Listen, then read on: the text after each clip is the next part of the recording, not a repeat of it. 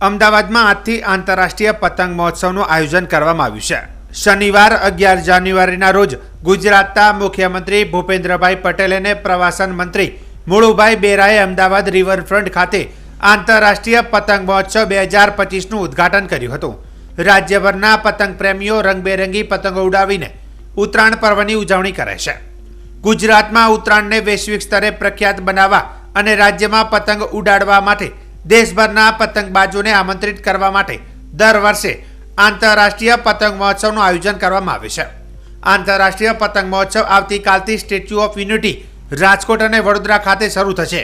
ત્યારબાદ 13 જાન્યુઆરીએ સુરત, શિવરાજપુર, ઘોરડોમાં આંતરરાષ્ટ્રીય પતંગ મહોત્સવનું પણ આયોજન કરવામાં આવશે. પતંગનું પર્વ ઉત્તરાયણ તો વર્ષોથી આપણે ત્યાં ઉજવાય છે, પણ જે કોઈને ના સૂજે તે મોદી સાહેબને સૂજે છે. તેમણે ઉત્તરાયણના તહેવારને આંતરરાષ્ટ્રીય પતંગ મહોત્સવ તરીકે વિશ્વભરમાં ખ્યાતિ અપાવી, પતંગના પર્વને આધુનિક આયામો આપ્યા. પ્રવાસન સાથે પણ આ ઉત્સવને જોડ્યો છે. દેશ વિદેશના પતંગબાજોને, પ્રવાસન પ્રેમીઓને ખાસ આ તહેવાર માટે ગુજરાતનું ઘેલું લગાડ્યું છે. માત્ર અમદાવાદ નહીં, રાજ્યના જુદા જુદા સ્થળોએ કાઇટ ફેસ્ટિવલનું આયોજન કરીને વધુને વધુ સ્થાનિક લોકોને પણ આની અંદર જોડ્યા છે. હવે આ પતંગોત્સવ ગુજરાતની વૈશ્વિક ઓળખ બની ગયો છે. દર વર્ષે અનેક દેશોના પતંગબાજો આપણે ત્યાં ભાગ લેવા. અમે અહીંયા પહેલી ફેસ્ટિવલથી આવીએ છીએ 1989થી, અને ત્યારે 4 જ ઇન્ટરનેશનલ કાઇટ ફ્લાયર રહેતા હતા. આજને અને અબાઉટ 20 જેટલા ઇન્ડિયન કાઇટ ફ્લાયર હતા. આજે 120થી ઉપર ઇન્ટરનેશનલ કાઇટ ફ્લાયર્સ હોય છે અને 500ની ઉપર ઇન્ડિયન કાઇટ ફ્લાયર્સ છે. એટલે कल्चर बहुत सारो स्प्रेड થઈ છે. साथ एकदम भरी जोश के साथ आपको कई देशों से और प्लस अपना भारत से भी जो कई जगह से आए हुए पतंगबाजियों की आपको पतंग उठाते हुए यहाँ नज़र आएगा.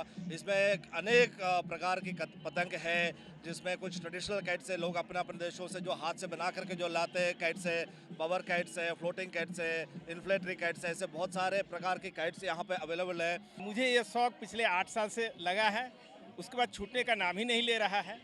ऐसा वातावरण है जो एक अनोखा है, अनुभव काफ़ी अच्छा है.